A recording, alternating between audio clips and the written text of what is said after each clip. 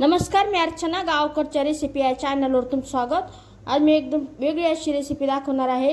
वेगळी अशी भाजी की तुम्ही कधीच खाल्ली नसेल, घरी बनवली नसेल किंवा बाहेरही कधी खाल्ली नसेल। तर भांड्यामध्ये तेल टाकलेलं, कांदा बारीक कट केलेला, गॅसच्या आत मोठी ठेवून कांदा कच्चेपणा जाईपर्यंत परतून घ्यायचा। कांदा अजिबात कच्चा नाही राहू द्यायचा, एकदम असा रंग बदलू द्यायचा कांद्याचा। यामध्ये लसूण बारीक केलेला थोडंसं परतून घ्यायचं। तर तळलेली कुरडई आहे, तर रात्री कुरडई तळलेली होती, तर ती शिल्लक त्याला बारीक असा चुरा करून घेतलेला आहे, टाकायचं।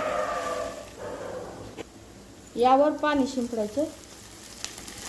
पाणी शिंपडल्यानंतर गॅसच्या मंदच ठेवायची। यामध्ये लाल मिरचीची पूड, लाल तिखट, यामध्ये कोणते खडे मसाले नाही, धने नाही, फक्त सुक्या लाल मिरच्या दळून आणलेल्या, हळद टाकायची, भाजलेल्या शेंगदाण्याचा कूट, शेंगदाणे व्यवस्थित भाजून त्याचा कूट बनवलेला आता गॅसच्या सोडायची आणि मस्त असं मिक्स करून घ्यायचं, परतून घ्यायचं।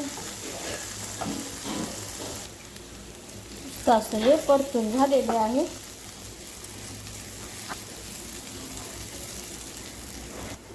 यावर भरपूर अशी बारीक कट केलेली कोथिंबीर। फटाफट बनणारी टेस्टी भाजी तयार झालेली आहे। चपाती सोबत, भाकरी सोबतही खाता येईल अशी। तर नक्की बनवा, कशी झाली ते मला कमेंटमध्ये सांगा आणि व्हिडिओला लाईक करा आणि जे हाईप येतं त्यावरही क्लिक करा।